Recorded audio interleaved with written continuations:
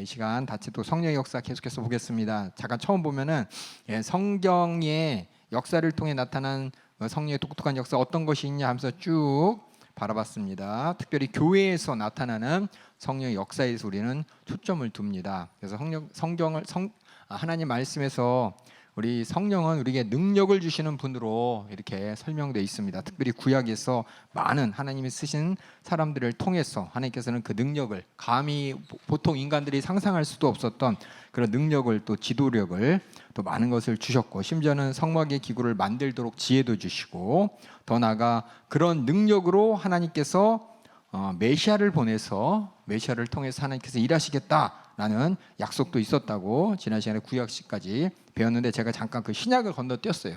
그래서 오늘 이 시간부터는 신약에 나타난 성령의 역사를 함께 살펴보도록 하겠습니다. 구약에 아까 얘기한 대로 하나님의 약속대로 여호와의 신이 여호와의 종에게 능력이 충만한 기름 부을 것을 예비하셨다. 그래서 기름 붓는다는 말이 여러분이 보면은 이게 뭔 뜻이냐 이런 단어 많이 읽어보셨을 거예요. 어노인팅. 어노인팅이란 말 자체가 뭐 기름을 붓다가 아니라 기름을 이렇게 붓듯이 뭔가 이렇게 부어주신다라는 뜻이고, 뭔가 이렇게 붓는다라는 뜻은 뭔가 그런 게 하나님께서 특별한 목적을 가지고 그에게 부어주시는 겁니다. 그래서 우리가 기름 부음 받았다라는 말이 진짜 기름 아니에요. 참기름, 올리브유냐 뭐냐 이렇게 기름 짜지 마시고, 그게 뭐냐, 하나님께서 거룩한 목적을 가지고 그 사람을 쓰셔야 돼요. 하나님께서 쓰시려면 어떻게 돼요? 그 사람은 하나님과 같이 거룩한 특성이 있어야 돼요. 근데 뭐냐, 우리 인간은 거룩하지 못하잖아요. 그래서 하나님께서는 그 거룩한 특성을 나타낼 수 있도록 하나님께서 개입하신다는 뜻이 뭐냐, 기름 붓는다는 뜻입니다. 그래서 하나님께서 개입하셔서 거룩하게 쓰시기 위해서 기름 붓는 사람이 누구냐면은 기름 붓는다라는 구약에서 썼던 사람이 왕이 있고 또 선지자가 있고 제사장이 있었죠. 그래서 우리가 그리스도라는 말이 자체가 뭔 뜻이냐면 기름 부음을 받은 자라고 하지만, 무슨 기름을 직접 받았나 그게 중요한 게 아니라 하나님이 쓰시기 위해서, 하나님이 쓰실 목적을 위해서 그 사람을 하나님께서 특별히 택했다는 뜻이, 이미지가 뭐냐면 하나님이 택했어가 아니라 이미지가 뭐냐, 이렇게 기름 이렇게 부음 붓듯이 하나님께서 거룩하게 그를 만드시고 쓰시기로 작정하시고 택하셨다는 뜻입니다. 그래서 이렇게 우리가 기름 부음 받았다, 기름 부었다 할 때 무슨 기름이야? 그게 아니라 구약의 그림을 생각하시되 돼. 그림, 하나님께서 특별히 쓰기 위해서 기름 부은, 특별히 우리 신약 시대는 그게 뭐냐, 성령이 부음받았다라는 표현을 해요. 기름이 아니라 성령이 부음받았다라는 뜻을 쓰기 때문에 우리가 예수님께서 기름 부으시고라고 쓰지만 기름 부으시고 아니 기름 부은 것처럼 이렇게 하나님께서 특별히 택하셨다는 겁니다. 그 능력 주실 때 온전하게 나타나는 역사가 뭐냐면은 성령의 나타나신 역사고, 성령께서 그렇게 임하신다. 성령이 물건은 아닌데, 그렇죠? 물건은 아닌데 하나님께 쓰시기 위해서 거룩하게 쓰임 받아 성령으로 쓰시는 사람의 뜻을 뭐냐, 기름 부음 받았다, 뭐 어노인팅이란 말 쓰고 그러는 거예요. 그래서 이걸 잘 모르는 사람은 어노인팅은 뭔지 모르지만 뭔가 이렇게 신비한, 물론 성령께서 하시죠. 근데 특별한 의미 뭐냐면은 우리 일반적인 사람은 하나님 앞에 죄인이고, 그렇죠? 특히 구약 시대 때 하나님께서는 어떻게 하셨어요? 특별한 사람을 택하실 때 하나님께서 이제 우리 이제 신학적인 용어로 외주라는 말 써서 그 사람을 썼다는 표현을 사람에게 공포하기 위해 쓰시기도 하셨고, 또 어떤 사람의 개인적인 능력, 어떤 경험을 통해서 이렇게 쓰시기도 하셨을 때 기름 부으셨다 할 때 이 기름 부으셨다라는 말, 기름 생각하지 마시고 하나님께 쓰시기 위해서 그 사람을 거룩하게 인치셨다. 참 어려워 이 말 뜻이. 하나님이 택하셨다는 뜻이고, 그래서 신약에 보면 예수님께서 메시아라는 뜻이 뭐냐면 기름 부음 받은 자, 그리스도랑 똑같은 말입니다. 메시아, 그리스도 똑같은 말이에요. 그리스도는 헬라어, 메시아는 히브리어. 언어만 틀리더니 똑같이 하나님께서 기름 부음 받았다. 그 말은 하나님께서 쓰시기 위해 택했다라는 뜻입니다. 예수님께서 그래서 하나님께서 쓰시기로 택함 받았다, 아니면 하나님이 쓰시는 사람이다라는 표현이 공생의 시작 때 나타납니다. 그래서 예수님께서 침례 받으실 때 어떤 일이 나타납니까? 성령이 비둘기처럼 임하시죠. 그래서 사복음서 다 뭐냐? 잠깐 우리 맞구나. 사복음서 다 뭐냐? 맨 처음 공생의 시작이 뭐냐? 예수님께서 30년 동안 우리처럼 똑같이, 그렇죠? 똑같은 인생을 사시다, 나사렛에서 목수시다 갑자기 어떤 현상을 통해 사람들에게 보여주고 사람들에게 인증된 것이 뭐냐? 침례 받으시고 일어나실 때 성령이 이렇게 임하셨다. 성령이 이렇게 임하셨다. 이게 어떤 기름 부음 받은 그런 그림처럼 하나님께 택하는 특한 사람이다. 갑자기 예수님이 일반 사람인데 갑자기 특별한 사람이 된 게 아니라 많은 사람에게 예수님의 공생애가 시작됨을 선포하는 겁니다. 하나님께서 약속하신 대로 보내신 자로서 이 사람을 통해 하나님께서 약속하신 구원을 이룰 것이다 라는 선포가 뭐냐면 왕 누가 와서 이렇게 기름 부은 게 아니라 침례 받으실 때 하나님 예수 침례 받고 일어서실 때 하늘에서 성령이 비둘기처럼 임하는 그런 상황을 통해서 뭘 보냐, 야 이게 뭐냐, 그 그림을 보세요. 그림을 하나님께서 택한 사람이구나라는 공포가 됩니다. 그래서 이 마태복음, 마가복음, 누가복음, 요한복음에 다 뭐라고 써 있냐면 성령이 비둘기같이처럼 내려와서 그 위에 머물렀다라고 기록돼 있어요. 그래서 성령이 아시겠죠? 이 장면이 왜 필요한지 아시겠죠? 예수님은 하나님께서 약속대로 보내셔서 하나님께서 특별히 쓰시기로 한 구원자예요. 하나님께서 행하시기로 한 구원을 이룰 자입니다. 그래서 성령이 이렇게 임했어요. 우리 마태복음 3장 16절 한번 읽어주세요. 예수께서 침례를 받으시고 곧 물에서 올라오실새 하늘이 열리고 하나님의 성령이 비둘기같이 내려 자기 위에 임하심을 보시더니 이거 마가복음에도 똑같이 읽어주세요. 하늘로서 소리가 나기를. 죄송해요. 1장 10절 읽어줘야 되는데 여기 없어. 그렇죠? 1장 10절을 똑같은 마태복음하고 똑같은 글입니다. 그 다음에 누가복음 읽어요. 누가복음 3장 22절. 성령이 형체로 비둘기같이 그의 위에 강림하시더니 하늘로서 소리가 나기를 너는 내 사랑하는 아들이라 내가 너를 기뻐하노라 하시니라. 누가복음에서는 이렇게 해서 그 위에 강림하셨다는 말 썼습니다. 요한복음에도 있어요. 요한복음 읽어주세요. 요한이 또 증거하여 가로되 내가 봄에 성령이 비둘기같이 하늘로서 내려와서 그의 위에 머물렀더라. 요한이 직접 입으로 내가 보니 성령이 빌같이 하늘로서 내려와서 그 위에 머물렀다라면서 침례 요한이 고백하는 것처럼 그 뜻이 뭐냐? 하나님이 쓰시는 거룩한 자로서 많은 사람에게 공포되는 공생의 시작이, 거룩한 구원의 사역이 시작됨을 선포하는 사건이 뭐냐? 성령이 이렇게 임하실 때, 그리고 성령에 이끌려 시험 받으러 광야로 들어가셨습니다. 예수님은 또 예수님께서는 나사렛 회당에서 설교하실 때 이 선지자 이사야를 통해서 예언했던 것이, 나사렛 회당에서 설교하실 때 예수님께서 야 성령이 이렇게 임한다는 사건이 저 구약에 기록되어 있더라. 그게 바로 그리스도라고 하나님께서 예언하지 않았냐? 그게 이루어졌어 라고 얘기합니다. 이사야서 61장 우리 1절이며 또 누가복음 4장 18절 이 본문인데, 누가복음 4장 우리 18절 19절이 본문에 있는데 한번 읽어주세요.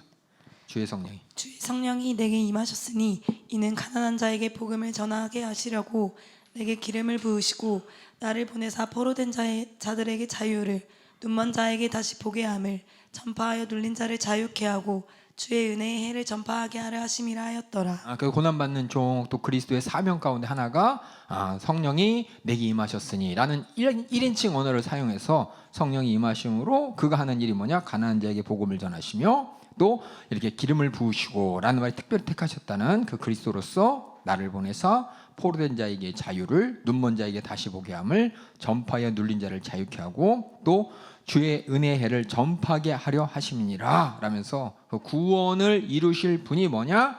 성령이 임하시는 분으로서 그분이 어떤 분이냐?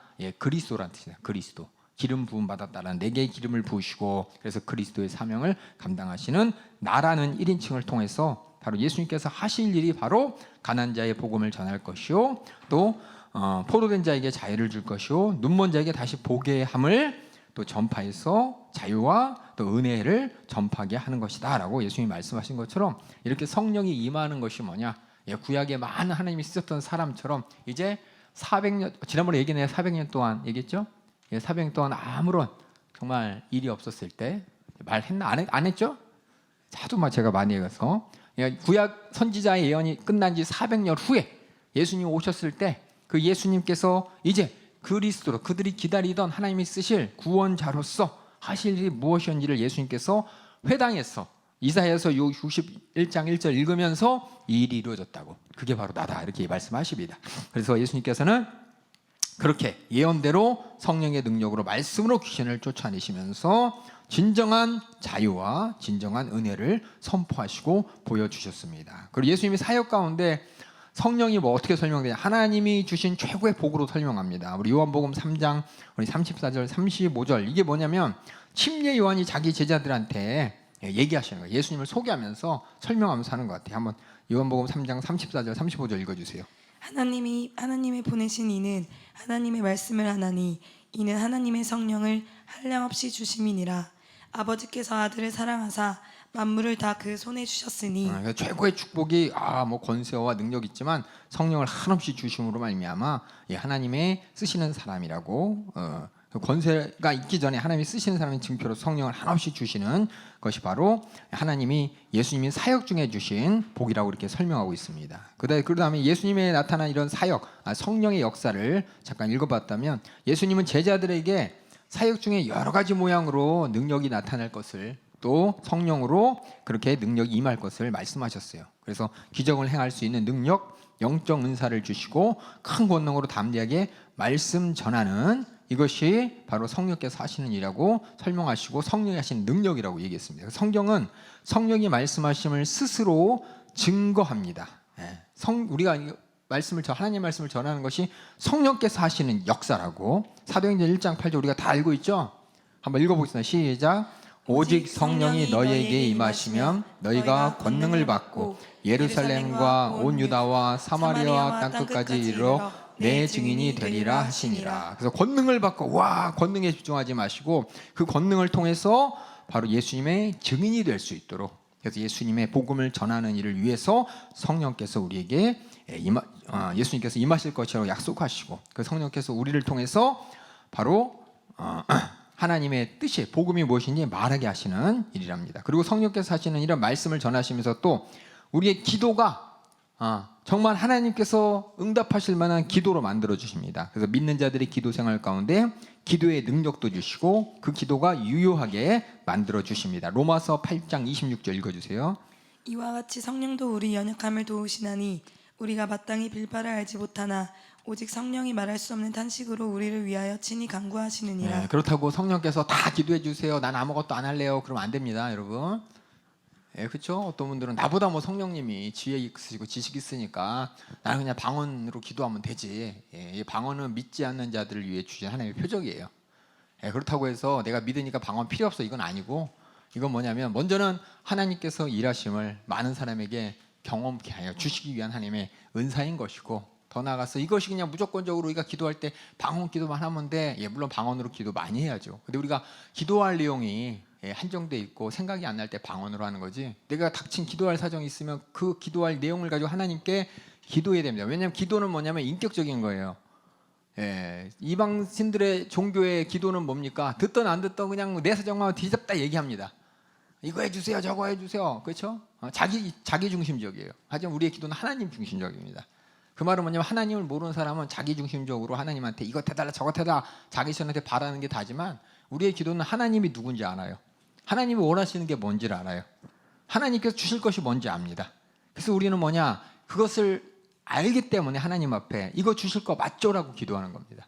혹시 모르면 알려달라고, 기회 달라고, 지식 달라고 기도하는 것이고, 그 외에 우리 성령께서 우리 안에서 정말 우리 안에서 알지 못하는, 또 기도하지 못할 그런 사정까지도 영으로 기도하게 하시는 분이 성령님인데, 이 오해하는 분이 있어요. 그래서 보면 기도 시작하면 벌써부터 방언 시작해서 끝날 때까지, 물론 하나님께서 처음에 이제 기도 어떻게 할지 모르시는 분들은 그렇게 시작도 하시지만, 하나님 가운데 내가 먼저 기도해야 될 바, 그렇죠? 우리 나라를 위해 민족을 기도합시다. 그럼 내 입으로 나라와 민족의 애타는 사정을 위해 기도해야 되는 것이고, 담임 목사님 기도합시다. 그런데 내 입으로 담임 목사님의 사정을 위해 기도하는 것이고, 제가 더 기도할 줄 모르는데요. 아니, 해야 돼요. 하나님은 우리의 목소리를 듣기를 원하세요. 하나님 우리 인격적인 관계이기 때문에, 그리고 기도해야 할 내용을 알지 못할 때 성령께서 우리 영으로 기도케 하시는 게 방언이고, 근데 우리가 기도할 내용을 다 알고 있는데도 방언으로 기도한다면 이것은 우리가 하나님의 은혜를 남용하는 것이고 하나님의 의도를 잠깐 오해하는 거예요. 기도할 바를 혹시 우리가 기도할 바를 알지 못했을 때 성령께서 우리 안에서 기도케 하시는 그것이 방언 은사고, 성령께서 이렇게 우리의 알 바를 모를 때 기도케 하시는 것이지, 그러니까 무조건 하나님께 전적으로 다 맡기고 나 아무것도 안 할래요, 이거는 하나님 오해하는 겁니다. 하나님 우리 기도하라고 말씀하셨어요. 인격적으로 우리에게 상대하셨어요. 또 인격적으로 우리가 하나님 앞에 나가기를 기다리고 계십니다. 그 가운데 내 안에서 성령이, 그렇죠? 내 안에서 빌바를 알지 못할 때 우리 안에서 정말 기도할 내용을 탄식으로 간구할 수 있도록 하시는 분이 성령님입니다. 그래서 아까 얘기한 성령, 예수님의 말씀대로 성령이 하시는 일은 권능을 통해서 말씀 전케하여 주시고 또 우리 안에서 하나님 앞에 유효한 기도로 만들어 주시고 기도의 능력도 주시고 또 우리가 성령 안에서 하나 되게 하십니다. 하나 되어서 하나님께 나아간다. 이게 뭐냐면 우리가 함께 주님의 일을 담당하는 겁니다. 그래서 에베소서 2장 18절이라고 써 있는데 에베소서라고 하면 여러분들이 뭘 생각해야 되냐면 교회 생각하십니다. 교회. 에베소 교회에게 그 말은 뭐냐면 에베소 교회 한 사람에게 바울이 편지 쓴 게 아니라 교회로서 너희는 하나님 앞에 하나가 되어서 하나님의 뜻을 이뤄가는 것을 하나님이 원하신다라는 거 내용이 주가 많이 있습니다. 그런데 에베소서에 나오면은 한 성령 안에서 아버지께 나아감이라는 것은 우리 모두가 한 성령 안에서 하나님의 한 뜻 안에서 그 뜻을 이루기 위해서 우리가 척척척척 하나님 뜻을 이루는 겁니다. 에베소 2장 18절 읽어주세요. 이는 저로 말미암아 우리 둘이 한 성령 안에서 아버지께 나아감을 얻게 하려 하심이라. 그리고 성령을 통해서 아까 얘기한 대로 방언 은사를 또 주세요. 방언 은사를 통해 기독케 하십니다. 우리 고린도전서 12장 10절하고 11절만 읽어볼까요? 어떤 이에게는 능력 행함을, 어떤 이에게는 예언함을, 어떤 이에게는 영들 분별함을, 다른 이에게는 각종 방언 말함을, 어떤 이에게는 방언을 통역함을 주시나니 이 모든 일은 같은 한 성령이 행하사 그 뜻대로 각 사람에게 나눠 주시느니라. 예, 수많은 은사 중에 그렇죠. 많은 은사가 있지만 특별히 방언에 대해서 썼습니다. 그리고 복음을 전파하고 하나님 일에 반대하는 세력을 물리칠 능력을 주십니다. 복음을 전파하는데 방해하고 하나님의 일을 방해하는 게 바로 마귀 사단 귀신 역사죠. 성령께서 우리에게 그 능력을 주십니다. 예수님께서 이렇게 말씀하셨어요. 마태복음 12장 18절 읽어주세요. 그러나 내가 하나님의 성령을 힘입어 귀신을 쫓아내는 것이면 하나님의 나라가 이미 너희에게 임하였느니라. 네, 그래서 성령을 힘입어 예수님께서 귀신을 쫓아낸다고 하셨습니다. 바울도 뭐냐? 성령의 능력을 힘입어 복음 전하는데 방해되는 이 마술사 멜리바스의 눈을 멀어버리겠어요. 우리 사도행전 13장 9절에서 11절 읽어주세요. 바울이라고 하는 사울이 성령이 충만하여 그를 주목하고 가로되 모든 계계와 악행이 가득한 자요 마귀의 지식이요 모든 이의 원수여 주의 바른 길을 굳게 하기를 그치지 아니하겠느냐. 보라 이제 주의 손이 내 위에 있으니 내가 소경이 되어 얼마 동안 해를 보지 못하리라 하니 즉시 양계와 어두움이 그를 덮어 인도할 사람을 두루 구하는지라. 성령이 충만할 때 이렇게 하나님께서 바울을 통해서 이 귀신의 역사를 대적하게 하고 떠나게 하는 역사가 나타났습니다. 그리고 또한 성령을 통해서 아까 얘기했지만 영분별의 은사 또 성령의 검 해서 성령의 말씀을 성령의 검이라 해서 악한 역사를 대적할 수 있도록 분별할 수 있도록 하나님은 성령을 통해서 우리에게 일하십니다. 여기서 성령이 꼭 필요하다는 말이 우리가 막연하게 종교 생활을 알고 보고 하기 위해서 성령님이 꼭 우리 안에서 감동하시고 감화하시고 능력도 주시고 또 가르쳐 주시고 또 기독케 하시면서 우리가 그게 뭐냐면 아무것도 안 하는데 성령이 해주시니까 그게 아니라 우리가 예수님의 복음을 통해 정말 구원받은 자는 뭘 합니까? 죄가 얼마나 무서운지를 알고 죄를 짓게 만든 마귀의 기계를 알고 죄에서 구원하고 지고도 하나님의 뜻을 알고 그래서 하나님 앞에 우리가 죄에서 벗어나 거룩하게 보존된 걸 다 안다면은 그렇죠? 성령께서 그 안에 지혜와 지식을 더하셔서 이 모든 것이 그냥 안다가 아니라 분별케 하여 주시는 것이고 깨닫게 하여 주십니다. 여러분들이 그래서 우리가 성령 충만함, 예수님께서 말씀하신 대로 또 성경 신약에 기록된 대로 우리 모든 성도들이 성령 충만함으로 주님의 뜻을 이룬 여러분 되길 주님의 이름으로 축원합니다. 여기서 신약에서도 이렇게 성령이 구약과는 다르게 말씀을 전파하게 있지만 물론 말씀을 전파하게 하실 것이다. 또 믿는 자들의 하게 하시고 기도를 도와주신다는 게 참 감사한 일이고 또 능력을 나타내신다고 하고 또 한 성령 안에서 우리가 하나 되게 하여 주시고 특별히 반대하는 마귀 세력을 성령 충만으로 성령의 능력으로 성령의 힘을 입어서 대적하여 이길 수 있는 능력을 주시고 그 밖에 우리가 신앙생활에 필요한 모든 은사를 주시는 게 성령이 하시는 일이다라고 신약에 이렇게 기록되어 있습니다. 구약에는 없는데 그렇죠? 구약에는 없는데 신약에는 이렇게 되어 있어요. 그래서 이게 성경에 나타난 성령의 역사를 쭉 봤고 지난 시간에 잠깐 살펴봤던 다음 장에 성령께서 우리를 정결케 하시고 그래서 우리에게 열매로서 그 정결함을 나타내십니다. 그 성령께서 또 우리에게 가장 중요한 게 뭐냐면 계시하신다. 이거 참 오해하시는 분이 많아요. 성령께서 나에게 계시하셨어. 나 계시의 영을 받았어. 그러면서 그 사람이 자기가 무슨 얘기하는지 모르는 사람은 귀신 들린 사람이에요. 성령께서 계시하는 것은 뭐냐면 성경에 있는 내용 다른 거 얘기하는 거 아닙니다. 성경에 있는 내용을 우리에게 깨닫게 하시는 겁니다. 그리고 성경을 기록해서 우리에게 주신 분이에요. 그래서 성령께서 계시하는 것은 온전한 하나님이 어떤 분이신지, 하나님이 하실 일이 무엇인지 우리에게 가르쳐 주는 거지. 야, 성령께서 계시하셨는데 너 이거 해야 돼, 너 저거 해야 돼. 그러면서 마치 우리 한국 사람들은 전통 뭐예요? 무속 신앙에 젖은 사람들이 이거 잘못 이해해가지고 그냥, 그렇죠? 기도원 가면서 또 때로는 뭐 성령 예언하는 사람이 있다 그러면 쭉 찾아가가지고 그냥 하나님 뜻이 뭐예요? 그러면서 뭐 물어보냐면 그래서 집을 사야 돼요, 말아야 돼요, 어느 대학 가야 돼요. 이게 점치는 식으로 이렇게 예언, 성령에서 주시는 예언을, 성령께서 일하시는 것을 오해해갖고 귀신한테 속는 경우가 많습니다. 성령께서는 계시한다는 것이 뭐냐면 온전한 하나님을 나타내시는 거예요. 계시라는 것 자체가 하나님이 어떤 분인지 우리가 알게 하시는 겁니다. 우리가 사진을 보면은 지금 당장 없는 사람이도 이런 사람이구나 알 수 있잖아요. 목소리를 들으면 또 알 수 있습니다. 또 그 사람이 쓴 글이나 책이나 이런 걸 보면 이런 이 사람은 이런 사상을 갖고 있나, 이런 생각을 갖고 사는구나.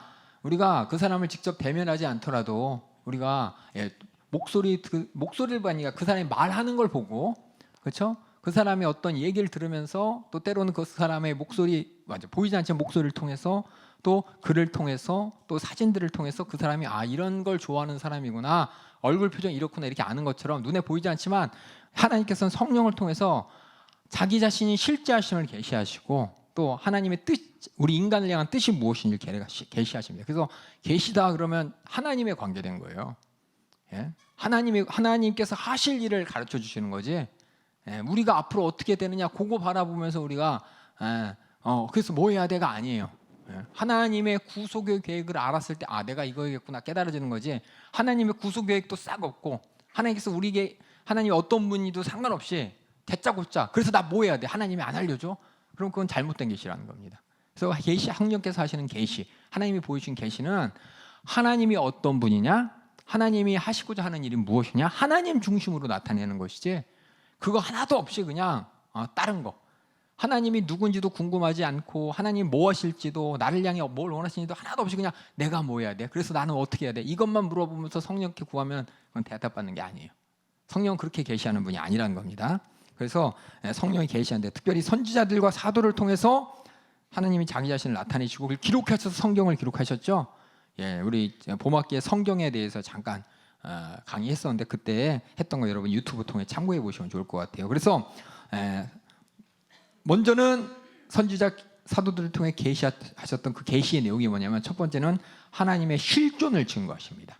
하나님이 살아계신 것, 그 하나님이 우리에게 복이 되심을 나타내시고, 그 다음 뭐냐? 하나님께서는 그 백성들을 지시하시고 인도하시는데 하나님이 뜻대로 지시하시고 인도하십니다. 하나님의 계획 안에서 움직이도록 만드시는 거예요. 그래서 구약에 보면 성령으로 말미암지 않은 맹약을 맺으면 죄라 그랬습니다. 맹약, 이게 뭐냐면 지혜와 어떤 거 뭐 해야 되냐, 뭐 이게 하나님 이런 식으로 얘기해요. 많은 사람들이 하나님이 그거 원하셔, 하나님께 그것을 바라셔, 하나님 너에게 약속했어. 그런데 그게 뭐냐, 성령과 상관없는 약속이라고 한다면 그것은 죄라는 거예요. 이사야서 30장 1절 한번 읽어주세요. 여호와께서 가라사대 화 있을진저 패역한 자식들이여, 그들이 개교를 베푸나 나로 말미암아 하지 아니하며 맹약을 맺으나 나의 신으로 말미암아 하지 아니하였음이로다. 그들이 바로의 세력 안에서 스스로 강하려 하며 애굽의 그늘에 피하려 하여 애굽으로 내려갔을 때 나의 입에 붙지 아니하였으니 죄에 죄를 더하도다. 이게 이제 맹약이라는 게 뭐냐면 언약이라, 하나님은 이렇게 언약하셨어라면서 잘못되게 하나님의 말씀을, 하나님의 약속을 전하는 걸 얘기합니다. 그래서 이런 성령으로 맺지 않는 하나님과의 그 약속을 얘기하면은 죄라고 얘기하고, 또 예수님께서 또 뭐예요? 성령께서 시험 받으신 동안 예수님을 광야로 이렇게 몰아내셨다고 써 있습니다. 광야로 인도하셨다고 써 있었어요. 그래서 성령께서는 이렇게 예수님까지도 이렇게 광야로 인도하시며 하나님의 뜻대로 움직이게 하셨습니다. 또 성경에 보면 여러 가지 보면 예수님의 지시사항이 나와요. 직접 개인에게 지시하십니다. 빌립에게, 베드로에게, 안디옥 교회에게, 또 예루살렘 지도자들에게, 바울에게, 또 교회에게. 그런데 중요한 것은 지시가 뭐냐면 알려주는 거예요. 여기서 지시는 이렇게 해라가 아니라 제가 말하는 건 뭐냐면 이런 일이 있을 거다고 알려준다는 뜻입니다. 제가 지시라는 것이 제가 언어가 좀 제가 잘 헷갈렸었는데 이렇게 해라가 아니고 이런 일이 있을 것이다라고 직접적으로 가르쳐 주기도 하지만은 하나님께서 가르쳐 주신 그 특히 우리가 예언이라는 거 있잖아요. 그렇죠? 많은 사람들이 예언을 들으면 그 예언의 내용에 내가 어떻게 반응해야 되냐, 그건 내가 결정하는 겁니다. 내가 하나님께서 원하시는 방향 내가 찾아야 돼요. 그래서 예를 들어서 물론 빌립에게 지시하셨죠. 어디로 가라고. 베드로에게 지시하셨죠. 가라고. 안디옥 교회에게도 지시하셨습니다. 바울과 바나바를 세우라고. 또 예루살렘 지도자들에게도 지시하셨어요. 근데 여러분 잘 들어볼 게 이제 사도행전에 바울이 이제 예루살렘에 들어갈 때 있었던 일들 잠깐 찾아보면은 직접적으로 성령님께서는 해야 될 것을 지시하기도 하시고 쭉 구절이 있는데 우리 교회에게 했던 거 한번 읽어볼게요. 사도행전 13장 2절. 주를 섬겨 금식할 때 성령이 가라사대 내가 불러 시키는 일을 위하여 바나바와 사울을 따로 세우라 하시니 직접 성령께서 이렇게 지시도 하셨고 우리 20장 28절도 한번 읽어요. 너희는 자기를 위하여 또는 온 양떼를 위하여 삼가라. 성령이 저들 가운데 너희로 감독자를 삼고 하나님이 자기 피로 사신 교회를 치게 하셨느니라. 그래 치고 이렇게 에베소 교회에게 말했듯이 교회에게 성령께서는 지시하시는 분이고, 그다음에 성령께서는 이게 옮기시기도 하셔요. 지금 뭐 잘 이해 안 되지만 초대교회 때 또 구역 때 보면은 하나님 성령께서 갑자기 빌립을 확 옮겨갖고 그렇죠? 저 에디오피아 네시한테 옮기시고 또 거기서 빠져나오게 하시고 엘리야도 막 옮기시고 또 에스겔도 옮기십니다. 그래서 성경에 보면은 참 이상한 일이 있는데 그게 다 성령이 하셨다고 기록되어 있어요. 우리 에스겔서 한번 읽어볼까요? 11장 1절 한번 읽어볼까요?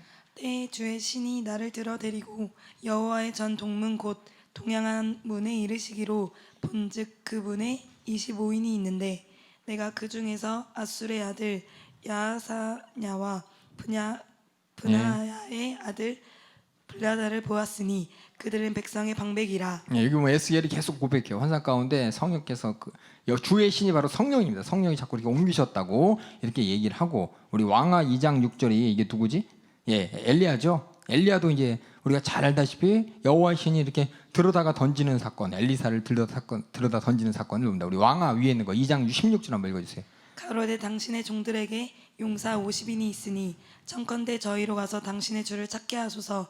염려컨대 여호와의 신이 저를 들어다가 어느 산이나 어느 골짜기에 던지셨을까 하나이다. 엘리사가 가로되 보내지 말라 하나. 이렇게 여호와의 신이 보면 성경에 보면 여호와의 신이 사람을 이렇게 공간 이동시키는 이런 우리 지금 말로 얘기하면 말도 안 되는 그렇죠? 공간 이런 이적들과 이런 사건들을 보여주시면서 꼭 하나님이라고 안 하고 주의 신이라고 해요. 성령께서 하시는 일로서 이런 역사도 나타나는 것을 우리가 발견하게 됩니다. 그리고 그 다음 장 볼게요. 우리 다음 페이지. 성령께서는 매일매일 우리를 인도하십니다. 매일매일 우리 어떻게 인도하시는지 우리 로마서 8장 14절 읽어볼까요? 무릇 하나님의 영으로 인도함 받은 그들이 곧 하나님의 아들이라. 그래서 하나님의 영으로 인도받고 그 말씀으로 우리 매일매일 우리 인도받습니다. 갈라디아서 5장 18절. 너희가 만일 성령의 인도하시는 바가 되면 율법 아래 있지 아니하리라. 그래서 저 구약과 신약의 말씀처럼 그 역사에 있는 것처럼 지금 우리 초대교회도 성령께서 우리를 매일매일 인도하시고 또 우리는 성령을 따라 행해야 되는 것입니다. 이것이 뭐랑 반대가 되느냐? 육체의 정욕의 인도와 대비되는 겁니다. 그러니까 성령님이 나를 인도하셔. 이 말을 그냥 여러분들이 어느 대학 갈지 성령님이 인도하셔. 어느 동네에 살아갈지 성령 이렇게 성령께서 인도하시는 것이 아니라 성령의 인도하심의 반대는 뭐냐? 육체의 정욕과 반대 있습니다. 그러니까 여러분들 육체의 정욕을 따라 행하지 않도록 성령께서 우리 인도하시는 거지. 성령의 인도받는다라는 말을 여러분들 그냥 쉽게 쓰지 마시고 항상 성경에 기록된 성령의 인도받는다. 이것은 육체의 정욕에 따라가는 것과 반대라는 걸 아시면서 여러분 용어를 함부로 사용하지 말고 조심스럽게 사용해 주시기 바랍니다. 성령께서 나를 인도하셔. 어디로 인도하시는데 오늘은 어느 동네 가래. 물론 그러실 수 있어요. 근데 성경에 기록될 때는 뭐냐? 성령께서 인도하셔서 내가 육체의 정욕을 이겼어. 내가 하고 싶고 내가 막 육체 정욕에 막 하고 싶고 내가 안 했어. 거룩한 성령이 우리 거룩하게 살도록 인도하시는 게 매일매일 인도하심의 표현입니다. 그리고 예언과 같은 영적인 은사를 통해서도 우리가 인도한다고 기록되어 있어요. 은사를 통해서도 직접적으로 은사를 주어서 은사를 통해서 인도하십니다. 고린도전서 14장 29절에서 33절 쭉 한번 읽어볼까요? 예언하는 자는 둘이나 셋이나 말하고 다른 이들은 분별할 것이요 만일 곁에 앉은 다른 이에게 계시가 있거든 먼저 하던 자는 잠잠할지어찌니라. 너희는 다 모든 사람으로 배우게 하고 모든 사람으로 권면을 받게 하기 위하여 하나씩 예언할 수 있느니라. 예언하는 자들의 영이 예언하는 자들에게 제재를 받나니 하나님은 어지러움의 하나님이 아니시오 오직 화평의 하나님이시니라. 그래서 예언하는 자들이 영이 혹시나 다른 얘기하고 하나님의 뜻대로 다른 거 할 때는 예언하는 자들을 통해서 제재 받으면서 오직 주님의 뜻을 이루며 그렇게 예언 듣는 사람들 또 많은 사람들 인도한다고 은사로 인도한다는 걸 여러분이 해주시면 되겠습니다. 그리고 성령께서 하시는 일이 또 뭐냐? 자기 자신의 실존을 우리는 밖에서만 보잖아요, 그렇죠? 하나님이 꿈을 꿨는데 막 뿌연 뭐가 나타났어 그런 게 아니라 본문에 보면 하나님의 실존이 나타났을 때 또한 우리 안에서 하나님의 속성을 나타내시고 속성을 깨닫게 하시면서 일하십니다. 우리 안에서도 밖에 드신. 그래서 성령께서 하시는 가장 큰 일이 뭐냐? 하나님의 실존을 나타낼 때 우리는 그 앞에서 뭘 발견하냐? 나의 죄됨을 발견합니다. 이게 참 어려워요. 성령 하나님 또 성령 하나님의 나에게 감화 감동하시고 성령 하나님께서 실존하신다. 그 하나님의 실존을 딱 나타내실 때 그 앞에는 나는 어떤 모습이냐? 무서워 벌벌 떠는 모습이 되는 게 내 죄 때문인 것입니다. 그 죄를 찾을 수 있게 하시는 거예요. 우리 요한복음 16장 8절에서 6절 한번 읽어주세요. 그가 와서 죄에 대하여 의에 대하여 심판에 대하여 세상을 책망하시리라. 죄에 대하여라 함은 저희가 나를 믿지 아니함이요 의에 대하여라 함은 내가 아버지께로 가니 너희가 다시 나를 보지 못함이요 심판에 대하여라 함은 이 세상 임금이 심판을 받았음이니라. 그래서 성령께서 오셔서 이렇게 심판하신다고 심판 죄를 깨닫도록 심판하시는 겁니다. 성령께서 오셔서 심판하면 끝이죠. 그렇죠? 심판받으면 끝나잖아요. 그게 아니라 심판을 통해 나의 안에 죄를 찾게 하신다는 겁니다. 그래서 이 성령께서 우리 안에서 가장 크게 역사하시는 것 중 나를 거룩하게 하십니다. 그러려면 먼저 뭐냐? 죄를 찾게 하시고 죄를 깨닫게 하시고 회개케 하시고 그 다음 뭐예요? 우리를 하나님의 성품이 나타날 수 있도록 하십니다. 그래서 그 다음에 하나님의 사랑을 우리 마음에 부어주시는 분이 성령님이라 그래요. 하나님의 사랑이 어떤 사랑인지 우리 정확하게 알아야 됩니다. 죄에서 우리를 구원한 사랑입니다. 이거 정확하게 그 사랑의 내용을 알아야 되는데 하나님의 사랑을 우리 마음에 부어주신 그랬더니 그냥 우리가 서로 좋아하는 거 괜히 끌리는 거 이거 아니라는 거예요. 로마서 5장 5절 읽어주세요. 소망이 부끄럽게 아니함은 우리에게 주신 성령으로 말미암아 하나님의 사랑이 우리 마음에 부은 바 됨이니. 로마서 15장 우리 30절도 읽어볼까요? 형제들아 내가 우리 주 예수 그리스도로 말미암고 성령의 사랑으로 말미암아 너희를 권하노니 너희 기도에 나와 힘을 같이하여 나를 위하여 하나님께 빌어. 이렇게 우리에게 사랑을 부어주시는 분이고 또 우리 화평을 이루시는 분입니다. 이게 뭐냐면 하나님의 속성이에요. 사랑, 아까 죄를 깨닫도록 심판하심, 성령의 거룩하심이 우리한테 나타나는 것이고 하나님의 사랑이 우리한테 나타나는 것이고 화평을 이루게 하십니다. 로마서 14장 17절을 읽어주세요. 하나님의 나라는 먹는 것과 마시는 것이 아니요 오직 성령 안에서 의와 평강과 희락이라. 이 화평이라는 게 뭘까요? 가만 생각해 보세요. 이 화평이라는 것이 그냥 남북이 통일됐으면 좋겠어 이런 평화 통일 이런 화평이 아니라 우리가 하나님 앞에 어떤 모습인지 성경은 얘기합니다. 불의하다고 했어요. 불의로 말미암아 하나님과 우리 사이는 화평하지 않아요. 화평의 반대가 뭘까요? 하나님과 우리가 불하겠죠. 불화가 어떤 불화냐? 우리 그냥 나 너 싫어 나 너 싫어 이 정도 불화 아니에요. 성경에서 얘기하는 불의로 말미암는 이 불화는 하나님과 우리 사이의 불화는 하나님은 진노하신다는 거예요. 다시 말해서 나의 죄와 나의 불의 때문에 하나님은 진노하시는 그 상황이 뭐냐? 화평이 이루지 못한 상태인 것이고 하나님의 진노가 해결된 것이 뭐냐? 화평한 겁니다. 그래서 여러분이 화평할 때 세상 용어 갖고 오잖아요. 그렇죠? 야 사이좋게 지내 싸우지 마 이런 화평이 아니라 하나님과 우리 관계 뭐냐? 하나님의 진노가 그냥 딱 그 앞에서 내가 어때요? 무서워서 벌벌 떠는 거죠. 그것이 해결된 게 화평이에요. 하나님의 진노가 예수님의 십자가에 쏟아졌고, 그렇죠?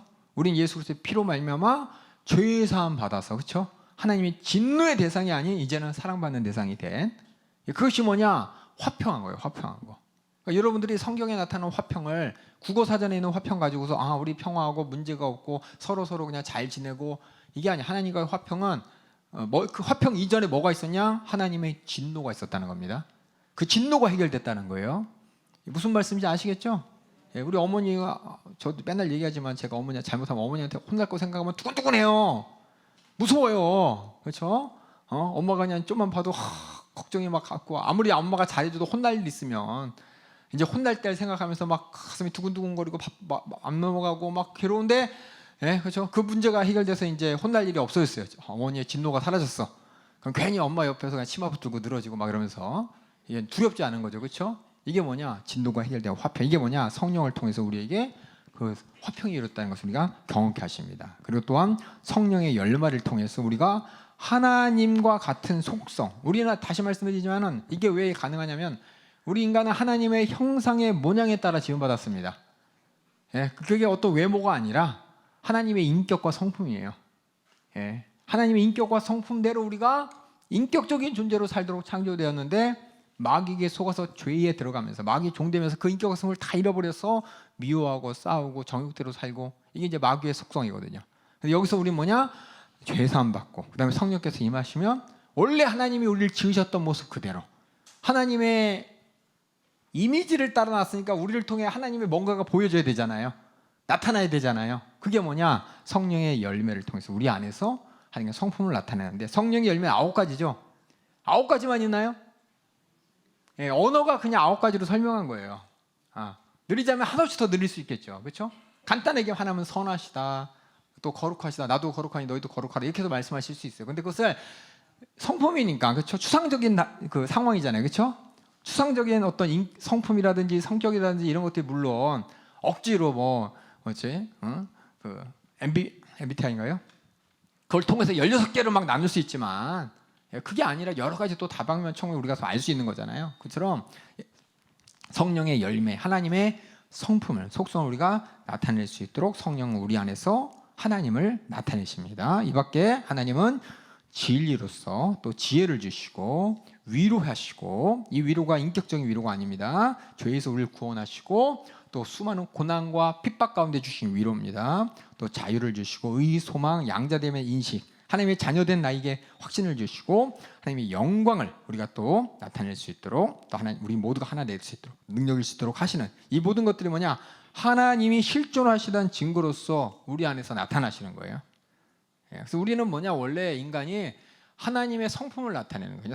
선설, 뭐 성악설, 별의별 얘기 그건 인간이 만든 얘기고 우리 인간은 본질상 뭐냐? 원래 마귀에게 속아서 선악과 따먹고 죄로 말미암아 이제 마귀의 종 되기 전에는 우리는 하나님이 모습을 그대로 하나님 모습이라는 게 보이는 게 아니라 하나님의 성품을 하나님의 인격을 우리가 나타내도록 창조되었습니다. 하나님의 주권을 나타내고 하나님의 기쁨을 나타내고 하나님의 평안을 나타내고 하나님의 권세도 나타내면서 우리가 그렇게 하나님이 가진 권세로서 또 하나님의 능력을 하나님의 성품을 우리가 그대로 이 땅 창조 세계에서 나타낼 수 있도록 창조되었고 이것이 뭐냐? 어그러지고 버려졌지만 회개해서 죄사함 받고 하나님이 우리를 거룩하다 성령을 통해 인치실 때 우리 안에서 그렇게 하나님과 어떻게 보면 함께 할 수 있는 모습으로 죄가 하나도 없는 모습으로 우리를 성령을 보내주셨고 우리가 그렇게 나타낼 수 있습니다. 또 성령을 통해서 5번째 우리에게 확신을 주십니다. 참 이게 말이 어려워요. 성령이 내 안에서 감동하십니다. 감화하십니다. 성령이 내 안에서 구원받았음을 기쁘게 하십니다. 그 기쁨과 슬픔과 나의 감동 또 이런 영적 감각을 통해서 내 안에 확신을 주시네요. 우리 로마서 8장 16절 한번 읽어주세요. 성령이 친히 우리 영으로 더불어 우리가 하나님의 자녀인 것을 증거하시나니 내가 하나님의 자녀라는 것이 내 스스로 하나님께서 증거하신대. 내 안에 어떻게 하나님의 자녀로서 죄가 미워. 제일 처음이 뭐냐? 죄가 미워. 전혀 죄에 대해서 그렇죠? 예를 들어서 담배를 안 나왔지만 그렇죠? 보기만 담배 좋아하는 사람이 이해가 안 가요. 아니야 죄송해요. 그러니까 저는 이제 담배를 안 펴봐서 그렇고 담배 피는 거에 대해서 전혀 전 조금도 호기심이 안 생겨요. 이런 것처럼 우리 안에 성령이 계시면 죄라는 것에 대한 조금 더 호기심이 생기지 않고 딱 끊어져요. 저 죄인데 내가 왜 할까 말까 고민조차 안 해요. 이게 하나님의 아들이란 증거가 거룩한 성령이 내 안에 계신 증거가 전에 내가 정말 세상 좋아했던 거 전에 내가 막 즐겨했던 거 죄인지 알면서도 할까 말까 고민했던 거 이게 아니라 하나님의 자녀가 되는 순간 자녀라는 내 안에 있는 이 경험이 뭐냐? 전혀 그런 거에 생각 안 하는 거예요. 전혀. 예배 시간에 갈까 말까. 찬양 시작할 때 갈까? 아니 끝날 때 갈까? 이거 아니라 당연히 찬양 시대 가는 거 아니야? 당연한 게 돼요. 당연한 게. 이게 뭐냐? 내 안에 성령께서 내 안에서 내가 하나님의 자녀됨을 이렇게 확실하게 인치신다, 증거하신다라는 것이 뭔가 하면 너는 자녀야 막 이렇게 막 소리로 막 한 게 아니라 하나님의 자녀된 성품이 내 안에서 죄와 또 하나님이 기쁘시하지 않는 일에 대해서는 전혀 그냥 관심조차 없는 겁니다. 온전한 관심이 뭐냐? 당연히 주일은 예배 드리는 것이고 당연히 성회는 참석하는 것이고 당연히 11조 먼저 드려야 되는 것이고 그것에 대해서 뭐 어떤 일말에 뭐 그게 없어요. 이번에 뭐 예를 들어서 힘든데 경제적으로 힘든데 이번에 11조 못 드리고 주원거 못 드리면 어떡하지? 물론 걱정이 상황 가운데 그럴 수 있어요. 없어서 그럴 수 있어요. 근데 있는데 그거 가지고서 그렇게 안 해요. 먼저 하나님께 드릴 거 당연한 거예요. 당연한 거. 이게 뭐냐? 하나님의 자녀로서 죄라든지 어떤 이런 주저함이나 시험이나 미혹과는 전혀 상관없이 내가 정말 주님 기쁘시게 주님 원하는 모습으로 살 수 있도록 내 안에 감동을 주시는 거. 물론 이제 자꾸 잊어버리죠, 그렇죠? 자꾸 잊어버려서 옛날 모습도 빨리 기도하면 다시 당연하게 되는. 그래서 우리가 성령을 충만해야 된다는 것이 성령께서 내 안에서 이렇게 하나님의 자녀로서 확신을 주신다. 뭐 지적 차원뿐만 아니라 당연한 거예요. 영적 감정적인 깨달음뿐만 아니라 주관적인 차원에서도 당연한 거예요. 설명해봐. 그러면 말로는 설명 못하지만 나는 절대적으로 하나님의 자녀로서 죄 지을 수 없다는 겁니다. 다시는 과거로 돌아갈 수 없다는 겁니다. 하나님의 뜻 앞에 어떤 불만 불평도 없다는 겁니다. 딴 사람이 안 보여. 하나님과 내 관계만 보이지. 미움 다툼 시기 질투 할 여력이 없어요. 옆에 안 보거든요. 미움 다툼 시기 질투는 옆 사람과 나를 보면서 괜히 하나님 없이 비교하니까 내가 생기는 건데 하나님과 나와만 바라보면 미움 다툼 시기 질투 그런 게 생길 수가 없어요. 당연히 하나님이 기뻐하시는 일 당연히 하는 거예요. 누가 손에 예를 들어서 딱 뭐 있는데 그렇죠? 떡볶이 그릇에 떡볶이가 5가닥 있는데 2사람이야. 누군 3개 먹고 누구 2개 먹을 텐데 이거 어떡하지? 내가 3개 먹고 싶은데 말을 걸죠. 말 걸면서 말 많이 하고 막 이렇게 먹고.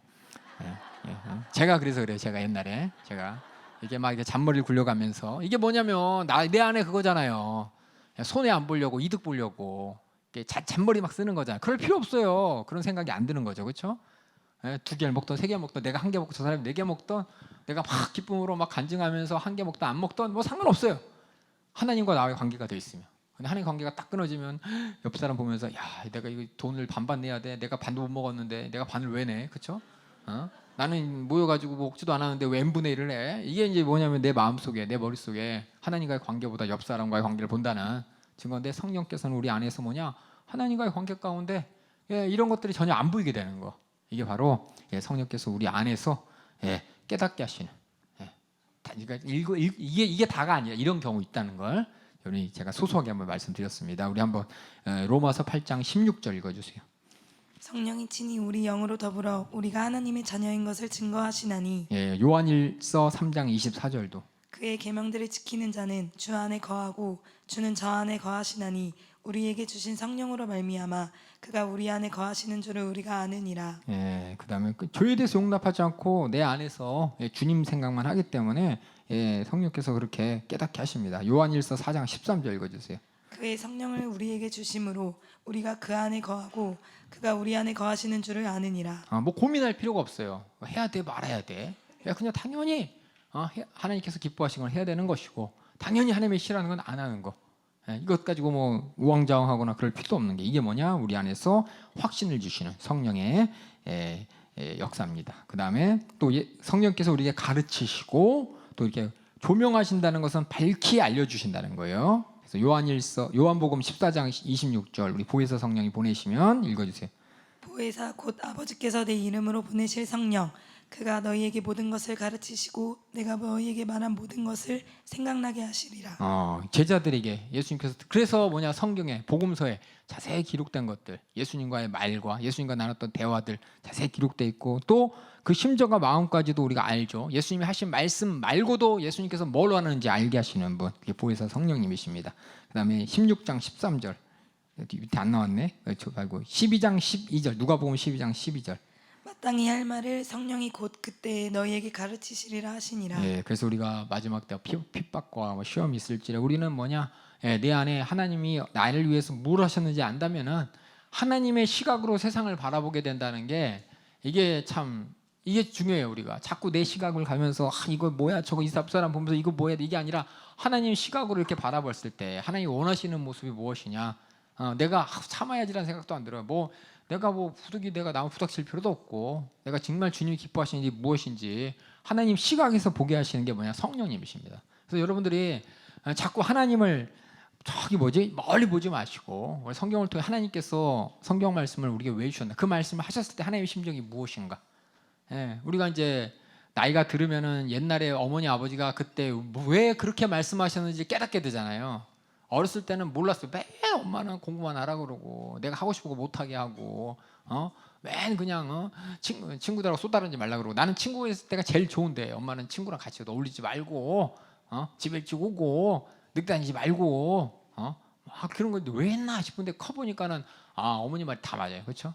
그 뭐냐 내가 어머니가 되고 내가 부모님이 됐을 때 입장이 됐을 때 그 뜻을 이해하는 것처럼 우리가 성령으로 거듭나서 그렇죠? 하나님의 자녀가 되었다 이 말은 뭐냐면 하나님의 예수님의 제자가 되었다 이 말은 하나님께서 예수님께서 하셨던 그 생각의 기준이 나에게도 있기 때문에 그것이 뭐냐 우리가 성령께서 우리 모든 것을 깨닫게 하시는 것입니다. 그래서 우리가 정말 자꾸 생각하셔야 돼요. 예수님이라면 뭐더라고 제가 항상 말씀하죠. 무슨 문제가 있을 때 예수님이라면 이 상황에 뭐라고 말씀하셨을까? 기관에 문제가 있을 때 예수님이라면 이때 뭐라고 하셨을까? 또 가정의 문제 예수님이라면 뭐라고 하셨을까? 사회생활 할 때도 예수님이라면 이 상황에서 예수님이 어떻게 하셨을까? 뭐라고 말하셨을까? 그것이 뭐냐 우리 안에 성령께서 우리 가르쳐 주시는 겁니다. 근데 모르는 사람은 뭐냐 예수님 모르는 사람이에요. 뭐 해야 되는지 모르는 사람은 아직 예수님 모르는 사람이에요. 그러니까 여러분들이 복음서가 4개인 이유가 예수님의 행적과 말과 수많은 대화와 예수님의 감정 표현이 4개가 있는 이유가 뭐냐면 예수님이 인격적으로 어떤 분인지 우리는 계속 말씀을 통해 확인해 가면서 예수님이 이런 분이구나라고 내 안에 성령께서 확실하게 깨닫게 하시는 것이요. 또 성령께서 내 안에서 예수님이라면 이렇게 하셨겠구나. 예수님이라면 이렇게 예수님의 입장을 확실하게 대변할 수 있는 게 뭐냐 성령께서 우리에게 무슨 말을 할지 깨닫게 하신다는 것이 예수님이라면 이 말씀 하셨겠지. 하나님이라면 이런 말씀을 나에게 기대하시겠지. 이런 걸 말씀 깨닫게 하신다는 겁니다. 그 다음에 우리 누가 어디까지 했죠? 조명하신다까지 했죠? 가르치신다까지 했죠? 그래서 특별한 정보도 주세요. 때로는 성령님께서 우리 시몬에게 누가복음 우리 2장 26절 한번 읽어볼까요? 저가 주의 그리스도를 보기 전에 죽지 아니하리라 하는 성령의 지시를 받았더니 이게 시몬이라는 사람이 누구냐면 예수님을 아기 때 성전에서 만나 축복한 사람. 그 사람이 성령께서 그렇죠? 갑자기 깨닫게 하셨대. 너가 죽기 전에 그리스도를 만날 것이라고. 400년 동안 이스라엘 백성들이 예수님 오시기 전에 그리스도를 기다렸잖아요. 근데 시몬 사람한테 성령께서 이렇게 감동을 주셨대. 네가 죽기 전에 그 그리스도를 만날 것이다. 그래서 아기 예수님을 예루살렘 성전에서 만났다 그럽니다. 그다음에 또 이렇게 특별한 지식도 주십니다. 또 아가보에게는 특별하게 기근이 임할 것도 이렇게 알려줍니다. 사도행전 11장 28절 읽어주세요.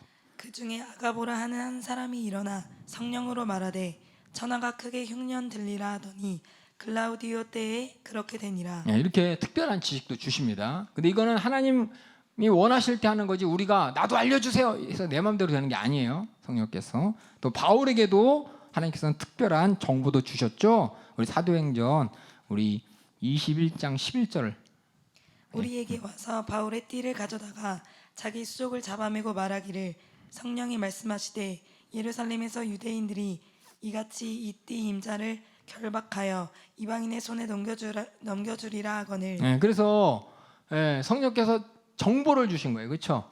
그렇죠? 아까는 지시를 주셨다 그랬잖아요. 성령께서 직접 이렇게 해라 저렇게 해라 지시도 주지만 정보를 주세요. 그러니까 정보와 지시를 여러분 헷갈리면 안 돼요. 지금 뭐냐 이거는 성령께서 이 사람들을 통해서 누구예요? 사도 바울에게 이해하는 거예요. 너 예루살렘에 가면 잡혀간다고.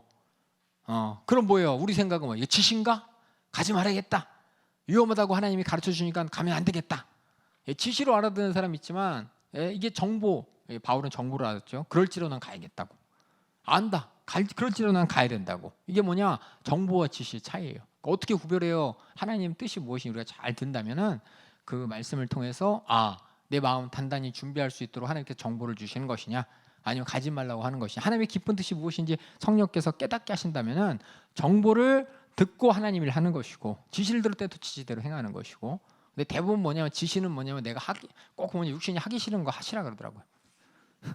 그렇죠?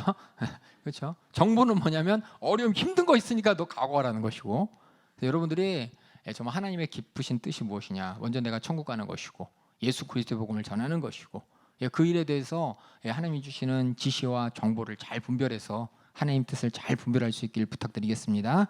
그래서 상주께서 또 깨닫게 하셔요. 우리 고린도전서 2장 12절 한번 읽어주세요.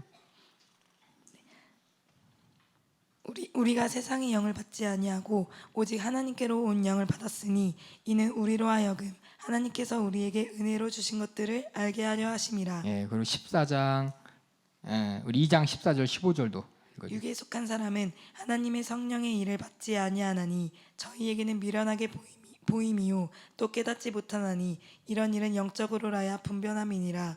신령한 자는 모든 것을 판단하나 자기는 아무에게도 판단을 받지 아니하시느니라. 예, 영적으로 분별하고 또 은혜로 주신 것을 알게 하시는 분이 바로 성령께서 우리에게 가르치시고 조명하는 내용이에요. 시편에도 시편 119편 우리 18절 한번 읽어볼까요? 예, 그래서 이렇게 해달라고 기도하죠. 기도의 내용이 내 눈을 열어 주의 법에 기이한 것을 보게 하소서. 그래서 주님의 말씀이 어떻게 이루어지는지 보게 해달라고 깨닫게 해달라는 말입니다. 또 에베소서 1장 17절에서 19절 한번 읽어주세요. 우리 주 예수 그리스도의 하나님 영광의 아버지께서 지혜와 계시의 정신을 너희에게 주사 하나님을 알게 하시고 너희 마음 눈을 밝히사 그의 부르심의 소망이 무엇이며 성도 안에서 그 기업의 영광의 풍성이 무엇이며 그의 힘의 강력으로 역사하심을 따라 믿는 우리에게 베푸신 능력의 지극히 크심이 어떤 것을 너희로 알게 하시기를 구하노라. 예, 그래서 성령께서는 우리에게 지혜와 계시의 정신, 그러니까 성령이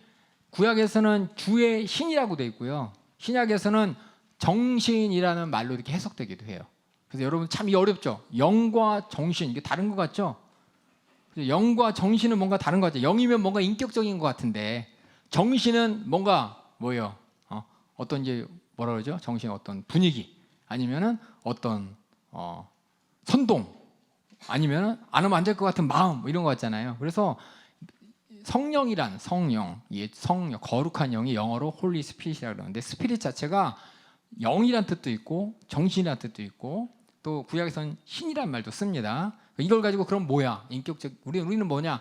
인격적이기도 하지만 우리 안에서 우리를 주관하시는 하나님이 보이지 않기 때문에 때로는 우리에게 인격적이지 않게 느끼면서 우리를 움직이십니다. 근데 분명히 인격적인 분이라는 걸 인정하셔야 돼요. 우리 안에서 주시는 감동과 감화가 나 그런 생각 들었어. 내가 들은 것 같지만 실상 하나님이 내게 가르쳐 주신 것이고 깨닫게 하신 것이고 어떤 분들은 귀에 직접 들려줘야지 이제 하나님이 내 말씀을 이렇게 들어주셨으면 좋겠다. 그래서 하나님 빨리 알려주세요. 듣고 싶어요. 막 이러는데 하나님께서는 시간 말씀을 통해 깨닫게 하시면서 말씀하시고 또 생각나게 하시면서 말씀하시는데 눈에 보이지 않는 하나님께서 우리에게 영적인 것이 우리가 과연 이것이 그렇죠? 마귀가 우리를 시험하는데 마귀의 시험으로 알고 내가 생각한 거 그냥 따라가는 거잖아요. 아닌가요? 마귀가 여러분 귀에 막 속삭이면서 야 오늘은 피곤하니까 집에서 자 그러나요? 내 안에서 그냥 떠오르잖아요. 아닌가요? 우리 그 마귀 역사라고 다 인정하잖아요. 그렇죠? 마찬가지로 하나님께서 주시는 말씀도 하나님이 깨닫게 하시는 역사도 우리가 생각할 때는 직접 뭔가 말씀하셔서 이거야 저거야 이거 해야 돼 막 분명하게 이렇게 우리는 저도 마찬가지고 예전에 분명하게 뭔가 이렇게 알 수 있는 사인이 필요하고 직접적인 그런 경험을 막 필요로 하고 들려지는 목소리를 이렇게 물론 하나님께서 그렇게 일하시기도 하지만 그러지 않을지라도 내 안에서 하나님께서는 깨닫게 하시고 일하시면서 나를 인도하신다는 걸 꼭 인정해 주시고 이게 영적인 것이 참 이게 인격적인 거 맞아? 저도 많이 헷갈렸어요. 하나님이 이렇게 하라고 내 생각 아닌가?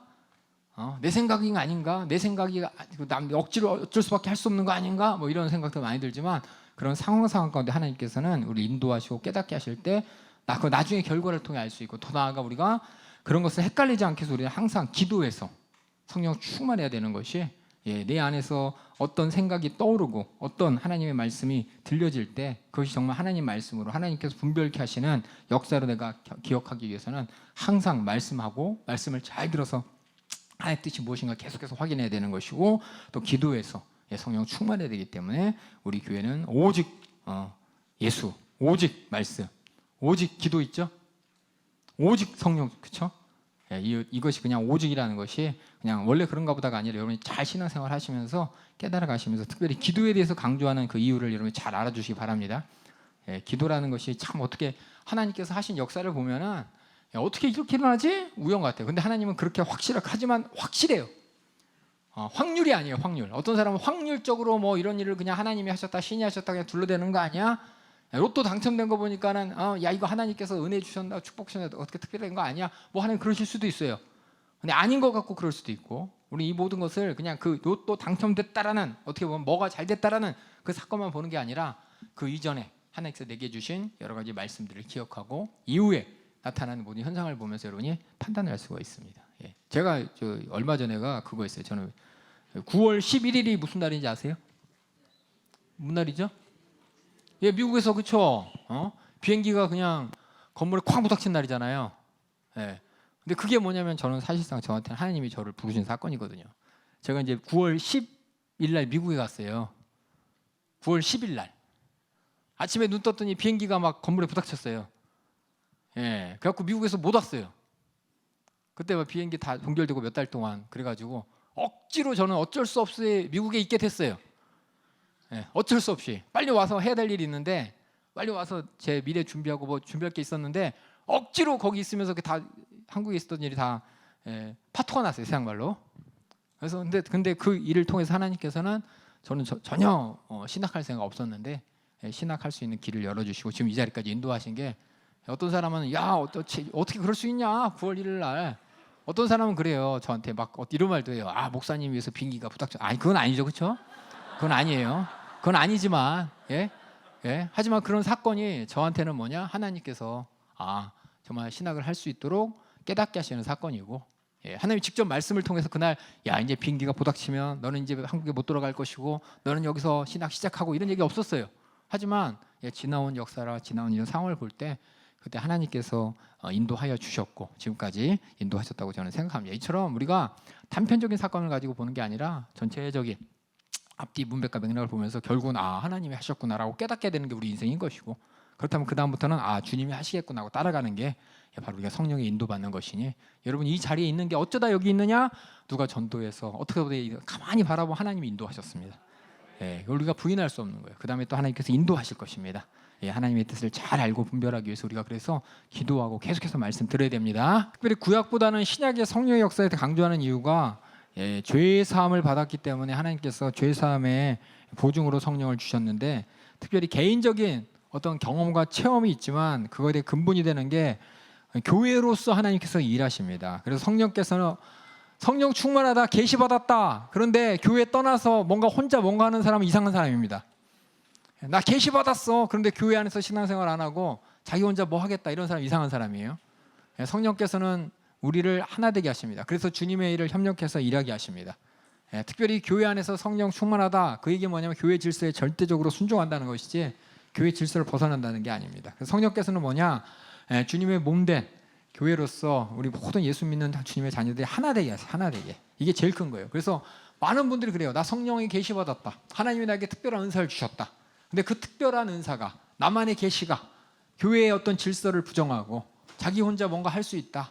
나는 하나님이 거하시는 성전이기 때문에 내가 교회고 내가 혼자 예배드리는데 그게 무슨 문제가 있어요? 그게 잘못된 겁니다. 성령께서는 우리 모두를 하나 되게 하시는 일입니다. 우리 사도행 그래서 뭐냐, 성령께서 누구에게만 주겠다가 아니라 모두에게 준대서 모두에게. 우리 요엘 읽어볼까요? 요엘 2장 28절 29절. 그 후에 내가 내 신을 만민에게 부어주리니 너희 자녀들이 장래일을 말할 것이며 너희 늙은이는 꿈을 꾸며 너희 젊은이는 이상을 볼 것이며 그때에 내가 또 내 신으로 남종과 여종에게 부어줄 것이며. 그래서 남종과 여종이 또 젊은이와 늙은이가 또 자녀들이 다른 얘기하는 게 아니라 하나 얘기, 한 얘기. 하나 돼서 한 가지를 합니다. 그래서 이것이 뭐냐? 베드로가 얘기하는 거예요. 오순절날 막 방언으로 얘기하는데 사람들이 막 여러 나라 사람이 알아듣고 저거 미친 거 아니야? 그런 사람들이 막 이상하게 쳐다볼 때 베드로가 설교하죠. 요엘의 그 약속이 지금 이루어진 거라고. 우리 지금 이 사람한테만 이루어진 게 아니라 우리 모두에게 이루어진 것이라고 하면서 요엘 선지자의 예언이 이루어진 것이 뭐냐? 성령이 바로 하나님의 약속대로 주신, 약속의 새 언약의 백성들에게 주신 백성들의 특성이고 백성들을 구별케 하는 사건입니다. 그리고 고린도후서 우리 13장 13절 한번 읽어주세요. 주 예수 그리스도의 은혜와 하나님의 사랑과 성령의 교통하심이 너희 무리와 함께 있을지어다. 우리 마지막에 축도할 때 이렇게 하죠. 주 예수 그리스도의 은혜와 하나님의 사랑이 성령의 감화 감동 역사에 충만 교통하심, 이렇게 얘기하잖아요. 이게 성령께서 이렇게 교통, 우리 안에서 서로 하나님의 은혜 가운데 함께할 수 있도록 하시는 분이 성령님이십니다. 그래서 내가 교회에서 신앙생활하는 게 싫다, 혼자 있고 싶다, 그럼 위험한 거예요. 항상 우리 교회 안에 있어야 되는 것이고, 특별히 하나님께서 내게 특별한 은사를 주셨다, 은혜 주셨다 하시는 분들은 교회 안에서 내가 주님의 일을 수중들고 교회 안에서 한마음 한뜻으로 더 큰 일을 해야지. 나는 뭐 은혜 성령이 내게 임했으니까 난 구원받았으니까 더 이상 뭐 교회 갈 필요 있나? 나만 하면 이건 잘못된 거예요. 우리 빌립보서 2장 1절 2절 읽어주세요. 그러므로 그리스도 안에 무슨 권면이나 사랑의 무슨 위로나 성령의 무슨 교제나 긍휼이나 자비가 있거든 마음을 같이하여 같은 사랑을 가지고 뜻을 합하며 한 마음을 품어. 그래서 항상 우리 안에서 교제를 통해서 하나 돼. 물론 각각의 의지가 많죠. 살아온 경험이 틀리고 가치관이 틀릴 수 있지만 성령께서 그 모든 것을 하나 되게 하십니다. 그 말은 뭐냐면요, 내가 갖고 있는 고집과 가치관이지만 주님을 위해서 버릴 수 있게 만드는 것이고, 또 내가 없지만 또 그것을 내가 인정할 수 있게 되는 것이고, 또 인정하는 것에서 다른 사람이 따라오게 될 수도 있는 것이고, 이것은 하나 돼야 돼. 하나. 그다음에 우리 에베소서 2장 18절 읽어주세요. 이는 저로 말미암아 우리 둘이 한 성령 안에서 여호와께 나아감을 얻게 하려 하심이라. 그래서 하나 돼야 된다는 것을 얘기합니다. 그래서 다시 말씀드립니다. 성령 충만하다, 성령의 은사 받았다, 성령이 쓰신다. 근데 교회 안에 질서에 어긋나고 교회와 상관없이 혼자 뭔가 하려고 하고 그러면 그거는 악한 역사가 분리시키는 거예요. 악한 역사는 하나 되지 못하게 만듭니다. 분리시킵니다.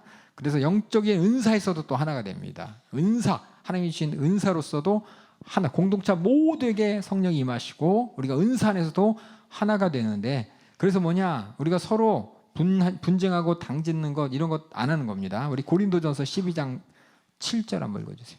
각 사람에게 성령의 나타남을 주심은 유익하게 하려 하심이라. 각자 유익하지만 무엇보다 주님의 일이 유익해야 되는, 우리 모두가 함께 유익해야 됩니다. 11절. 이 모든 일은 같은 한 성령이 행하사 그 뜻대로 각 사람에게 나눠주시느니라. 각 사람에게 나눠주신 것은 하나님의 뜻, 한 뜻을 이루기 위한 것입니다.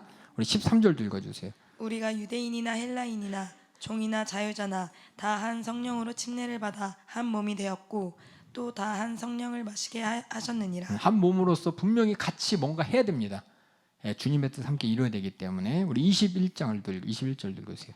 눈이 손더러 내가 너를 쓸데없다 하거나 또한 머리가 발더러 내가 너를 쓸데없다 하거나 하지 못하리라. 각각의 자리에서 우리는 각각에 맡긴 직분을 다하고 각각의 역할을 다해서 주님께서 원하시는 일을 함께 이뤄가는 것이 바로 성령께서 우리 모두를 은사를 주신 목적인 거, 은사로 하나 되게 하십니다. 그래서 온전하게 배는 사랑의 띠, 성령이 뭐냐, 우리를 하나로 만드는, 하나로 만들어요. 우리 골로새서 3장 14절 읽어주세요. 이 모든 것 위에 사랑을 더하라. 이는 온전하게 매는 띠니라. 그래서 사랑에 더해서 사랑으로 말미암아, 그래서 성령의 하나님의 가장 그거지 성품, 가장 하나님의 성품을 나타내는 것 중 하나가 관계적인 측면에서 우리 서로가 사랑한다는 것이 어떤 육신의 정욕적인 것이 아니라 주님 뜻 안에서 하나 되는 사랑. 그 성령으로만요 우리가 다 그렇게 은사를 통해서 또 열매를 통해서 또 직분을 통해서 깨닫게 하시는 걸 통해서 우리 모두가 하나 되게 하시는 것을, 물론 어떤 때 보면 다른 생각 갖고 있어요. 다른 깨달음이 있지만 다른 깨달음 끝에 뭐가 있어야 되냐? 한 뜻이 이루어져야 되는 것입니다. 여러분들 이거 잘 이해하셔야 돼요. 그래서 우리는 그냥 공동체 의식과 어떤 단체주의 때문에 하나 되는 것이 아니라, 어떤 질서 권위 앞에서 어쩔 수 없이 무서워서 하나 되는 것이 아니라, 우리 성령께서 우리를 하나 되게 하시는 거예요. 하나. 그래서 자꾸 우리는 자꾸 말씀드리지만 어떤 권위와 누구의 억압되어서 우리가 뭐 하는 거 아닙니다. 내 안에서 성령께서 순종하게 하시고, 내 안에 성령께서 지혜를 주시고, 내 안에 성령께서 또 창조적인 생각도 주셔가지고 우리 연세중학교 지금까지 다 이루었어요. 우리 연세중학교의 모든 조직들 보면은 조직들이 연세중학교 시작할 때 따다다닥 시작한 게 아니라 그때 하나님께서 하나하나 만들어 주셨어요. 교회복지국이 담임 목사님이나 우리 교회가 우리 교회도 교회복지국 하나 만들자 해서 만든 게 아니라 성도들 중에 몇 분이 우리 이거 있었으면 좋겠다 해서 섬기다 보니까 이렇게 만든 거고, 대부분 특수 조직들이 다 그래요. 갑자기 해라가 아니라 있어야 되지 않겠냐 그래서 억압이 아니라 순종하는 마음으로, 또 교회를 위해 충성하는 마음으로, 또 교회에 수종드는 마음으로, 주님이를 위한 마음으로 다 모여갖고 하나하나 우리 교회 보면 조직들이 이렇게 생긴 거예요. 여러분들이 그래서 여러분들이 이 모든 교회에 있는 일들 자체가 지금 열어볼 때는 저렇게까지 해야 되나 이런 게 필요하냐지만, 그때 하나님께서 우리 모든 성도들이 하나 되어서 정말 주님을 이룰 수 있도록 한 마음으로, 누구도 다른 마음 갖고 하는 게 아니라 한 뜻을 가지고 이룬다는 걸 여러분이 아시면서, 그리고 우리 모든 연세 가족들이 성령으로 하나 되기를 그래서 그다음에 그래서 이제 성령께서 하나 되게 하신다. 이거 분명 이거 제일 중요해요. 교회가 분리되고 쪼개지는 거 보면 거기 성령의 역사가 없습니다. 예, 많은 교회들이 그래요. 그렇죠? 문제 보면 교회가 뭐 찢어진다, 쪼개진다. 모두가 하나로 잘 뭉쳐서 주님 오시는 그날 정말 온전하게 주님 맞이할 준비되는 우리 모든 성도들 되길 바랍니다. 네, 2번. 네, 그다음에 성령께서는 우리의 반응에 따라, 그러니까 성령께서 동일하게 역사하시는 게 아니에요. 각각의 그 사람에 맞춰서 그 사람의 사정에 따라서 축복하시고 또 경험케 하여 주시고, 그것이 각각 틀리다는 겁니다. 네. 먼저 예수님 볼게요. 예수님께서는 전혀 죄가 없으셨기 때문에 성령께서는 그에게 머물러 계셨대요. 아까 전에 침례 받으실 때 성령이 임하신 것처럼. 그리고 측량할 수 없이 그에게 주어졌다고. 예수님은 그렇게 돼 있어요. 예수님은 측량 없이 하나님의 아들로서 예수님께서는 그러셨는데, 그 성령의 역사가 나도 그렇게 돼야지라고 하지만 우리는 이제 계속해서 그렇게 되려고 노력하는 겁니다. 그렇게 되려고 계속해서 기도하는 것이고, 그렇게 주님의 신부로 만들어져 가는 겁니다. 성경에 보니까는 강권적인 역사가 있어요. 특별히 구약에서는 성령께서 강권하셔서 일방적으로 일하십니다. 삼손에게 여러 번 강하게 임하셨어요. 하지만 죄를 짓자마자 훅 떠나버리죠. 그리고 사울의 불순종에도 성령이 떠나버리셨다 그랬어요.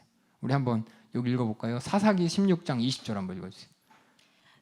들릴라가 가로되 삼손이여 블레셋 사람이 당신에게 미쳤느니라 하니 삼손이 잠을 깨며 이르기를 내가 전과 같이 나가서 몸을 떨치리라 하여도 여호와께서 이미 자기를 떠나신 줄을 깨닫지 못하였더라. 죄가 마음에 떠나버렸다고 이렇게 성경에 기록되어 있습니다. 사울도 불순종하니까 떠나셨대. 사무엘상 16장 14절 읽어주세요.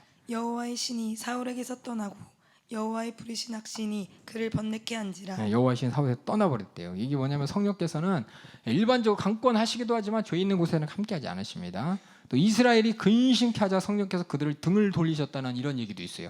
이사야서 63장 10절 읽어주세요. 그들이 반역하여 주의 성신을 근심케 하였으므로 그가 돌이켜 그들의 대적이 되사 친히 그들을 치셨더니. 이건 구약의 역사는 대부분이 성령께서 강권하셔 쓰지만 그 사람이 그 성령의 죄를 짓고 성령을 거역하면 그냥 떠나버리십니다. 그다음에 우리 신약에서는 어떠냐? 성령께서는 이렇게 뭐냐면 구약에서는 성령이 그 사람을 장악하심도 하나님의 어떤 강권과 주권에 의하지만은 우리 신약 세대는 뭐냐면 우리가 성령 받기를 기도하고 또 성령과의 교제 가운데 우리 하나님과 성령과 인격적인 교통으로서 성령께서는 일하신다. 인격적인 용어가 많이 나와 있어요.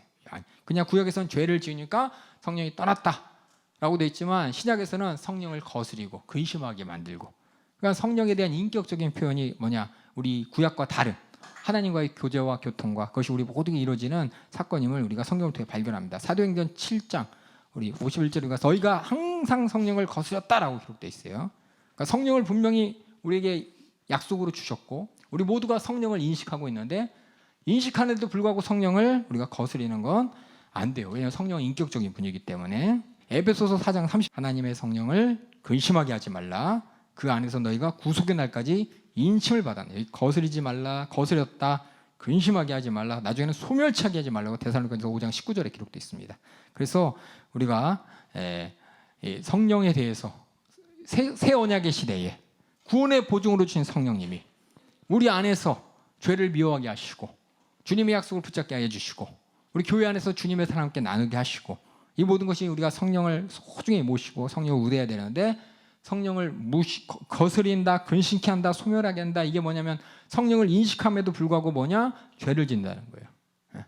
의도적으로 이렇게 죄에 대해서 내가 빠져들면은 성령을 내가 받았다고 하는데도, 성령께서 은사를 주셨다고 하는데도, 성령의 역사를 내가 부정하지 않는데도 내 안에서 이런 죄를 짓는 것이 의도적으로 될 때 그것이 바로 성령을 거스리는 것이고 근심케 하는 것이고 성령을 소멸하는 것이라고 얘기하면서 결국 우리가 그러면 안 된다고 고린도전서 6장 19절에서 20절 한번 읽어주세요.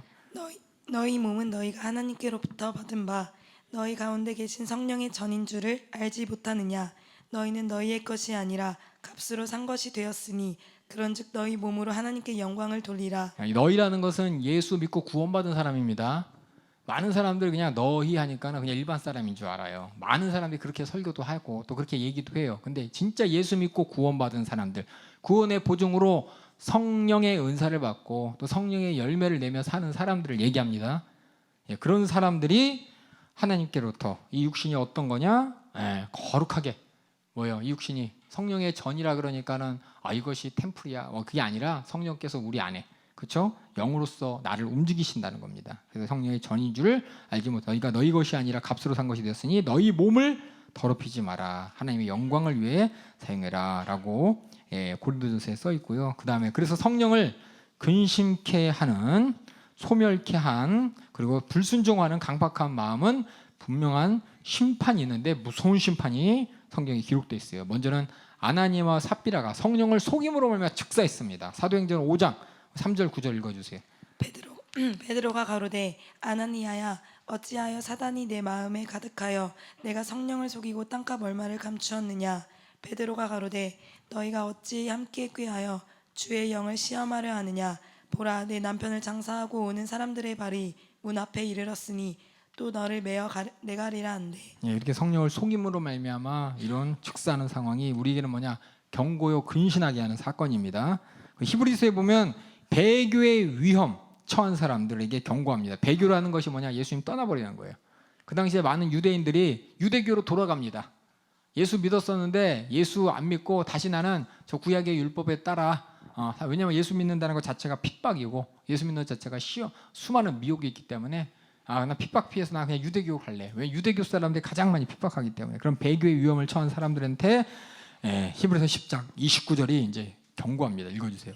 하물며 하나님 아들을 밟고 자기를 거룩하게 한 언약의 피를 부정한 것으로 여기고 은혜의 성령을 욕되게 하는 자의 당연히 받을 형벌이 얼마나 중하겠느냐. 우리가 배교한다는 것이 당연히 그냥 우리 예수 믿는 사람들이, 예수 믿고 구원받은 사람들이 예수님을 배반한다, 이것이 간단하게 예수님을 배반하는 것이 아니라 삼위일체 하나님을 부정하고 삼위일체 하나님의 구속 역사를 무시하는 거예요. 그래서 하나님의 아들을 밟고 또 거룩하게 언약의 피를 부정하게 여기고, 예수님 하나님의 아들이 이 땅에 왜 오셨는지 알죠?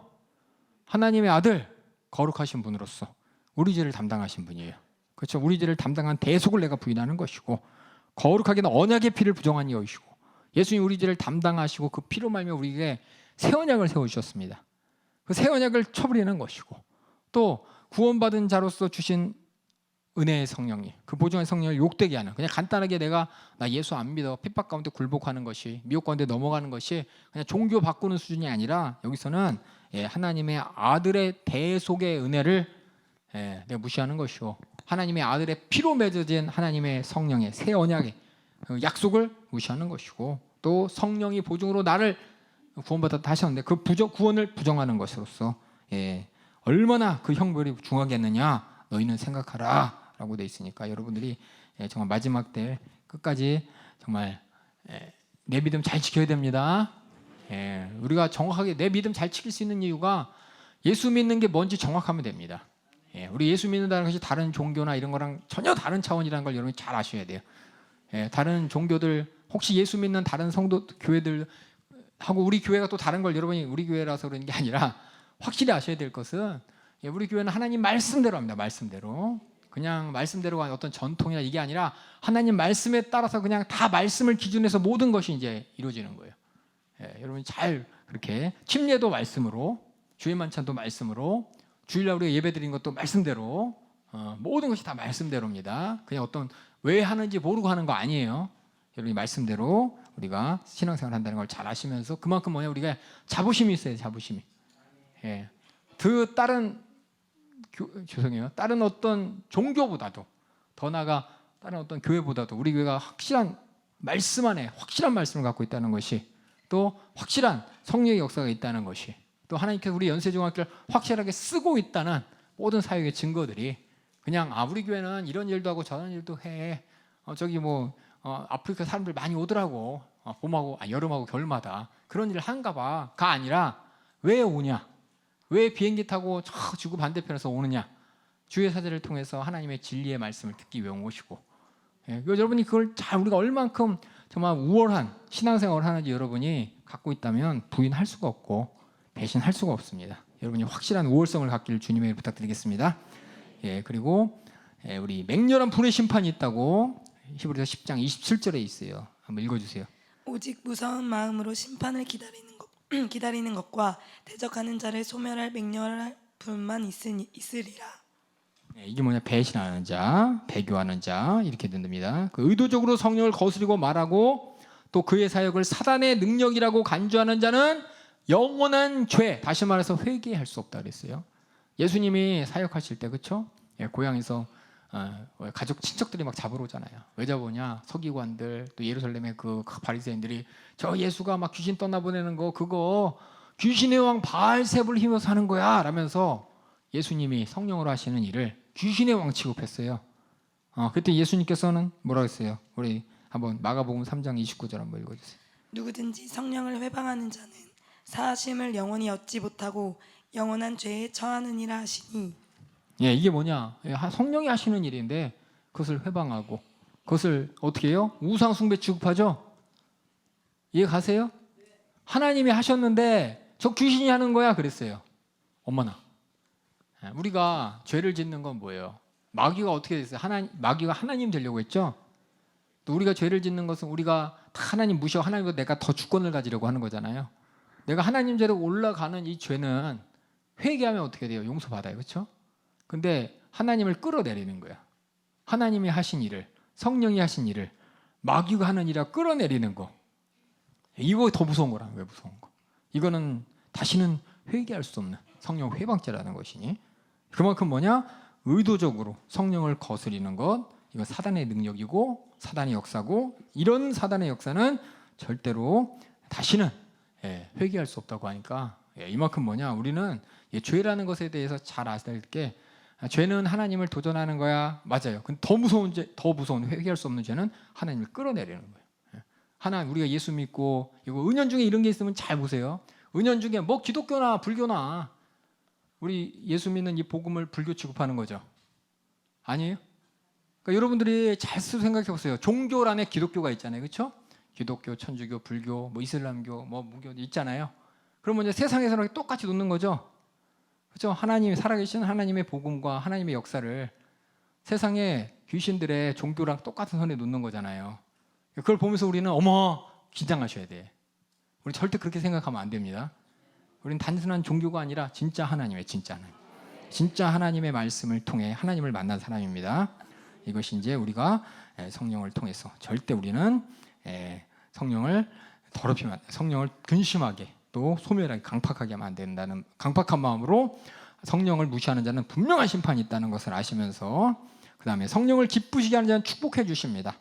오순절날 온전히 그들이 성령 충만함을 받았습니다. 그리고 하나님의 성전이 되어서 하나님 성령이 우리를 거하신다고 하셨어요. 그리고 성령을 기쁘시게 하는 자들에게 은혜의 선물이 은사예요. 은사가 뭐냐면 그냥 방언 이게 아니라 은혜의 선물이에요. 은혜라는 건 뭐냐? 하나님이 주고 싶어서 하나님 마음대로 주는 겁니다. 하나님이 주고 싶어서 주는 거예요. 그래서 우리가 성령을 기쁘시게 할 때 성령께서는 우리에게 또한 은사를 주시고 또 디모데후서에서는 진리를 깨닫게 하시고 진리를 주신다고 해요. 디모데후서 1장 14절 읽어주세요. 우리 안에 거하시는 성령으로 말미암아 내게 부탁한 아름다운 것을 지키라. 아름다운 게 뭐냐? 성령으로 말미암아 준 진리 지키라. 그러니까 성령 똑같은 말이 아니라 성령께서 주신 말씀을 잘 지키고 그다음에 사역도 우리 직분이 뭐냐? 성령이 주신 겁니다. 여러분들이 직분이 나는 이거밖에 안 돼. 그게 아니라 직분이라는 것 자체가 이 교회 안에서 각 지체로서 주님의 일을 수중들 수 있다고 하나님이 인정하고 주신 것이에요. 그래서 우리는 그냥 교회에서 나 집사야. 집사밖에 안 돼. 나 이거밖에 안 돼. 이거 아니야. 하나님이 은혜로 주신 거예요. 하나님이 주신 걸 내가 값어치 없게 여기면 안 된다는 겁니다. 감사함으로 정말 주님 맡겨진 직분 끝까지 순종해서 더 큰 직분 감당한 여러분 되길 부탁드리겠어요. 그리고 그의 임하심이 뭐냐? 우리 안에서 막 성령을 기쁘시게 하는 자는 확실하게 내 안에서 생수의 강같이 우리 속에 흘러난다. 뭐가 흘러나느냐? 성령의 품성이, 성령의 평안이, 성령의 사랑이, 성령의 속성이, 성령의 열매가 내 안에서 끊임없이 나타나는 것이 바로 뭐냐? 성령을 기쁘시게 하는 자. 그것이 축복이에요. 우리 요한복음 7장 38절 39절 읽어주세요. 나를 믿는 자는 성경의 이름과 같이 그 배에서 생수의 강이 흘러나리라 하시니 이는 그를 믿는 자의 받을 성령을 가리켜 말씀하신 것이라. 예수 그리스도를 믿음으로 성령의 가장 기쁘신 일이 뭘까요? 우리가 죄에서 떠나는 것이고 우리가 정말 하나님을 인격적으로 상대하면서 받은 구원의 은혜에 절대 놓치지 않으려는 게 성령이 가장 기뻐하시는 일이겠죠. 그래서 우리는 성령께 기쁘시게 하기 위해서 그들에게 이제 내 안에서 생수의 강이 넘쳐난다라고 했습니다. 성령 안에서 우리가 할 수 있는 일, 성령이 보니까 즐거워한대요. 누가복음 10장 21절 읽어주세요. 이때 예수께서 성령으로 기뻐하사 가라사대 천지의 주제이신 아버지여 이것을 지혜롭고 슬기 있는 자들에게 숨기시고 어린아이들에게는 나타내심을 감사하나이다. 옳소이다. 이렇게 된 것이 아버지의 뜻이니이다. 예, 성령으로 기뻐하시고 즐거워하시는 것이 그냥 성령께서 아무도 그냥 실없이 웃는 게 아닙니다. 하나님이 기뻐하실 것을 함께 기뻐하는 거예요. 하나님이 기뻐하실 일에 하나님의 심정과 마음이 내 안에 성령께서 같은 공감하게 하시는 겁니다. 예, 그래서 하나님이 가장 기뻐하시는 일, 우리 똑같이 어떻게 되냐? 예, 우리가 참 우리 교회에 처음 예수 믿으러 오시는 분들 있잖아요. 그분들 볼 때 하나님이 제일 기뻐하신다 그랬잖아요. 그럼 여러분들 똑같이 기뻐하시면서 환영하는 거잖아요. 그렇죠? 축복합니다. 이게 아니라 하나님이 보면서 얼마나 기뻐하실까? 내 안에 성령께서 같이 기뻐할 수 있도록 하나님과 같은 감정 가질 수 있게 하신 게 성령의 역사로. 성령께서 우리는 함께 성령으로 즐거워하고 또 성령께서는 우리에게 어떤 일에 대해서 분별력을 주셔서 어떤 일을 결정하고 해결하게 하신다. 사도행전 19장 21절 읽어주세요. 이 일이 다 된 후 바울이 마게도냐와 아가야로 다녀서 예루살렘에 가기를 경영하여 가로되 내가 거기 갔다가 후에 로마도 보아야 하리라 하고. 아까 이제 예루살렘에 가면 이렇게 띠띠고 잡히고 고문당한다는 있음에도 불구하고 성령께서는 가게 하시고 또 가서 주님의 뜻을 이루게 하십니다.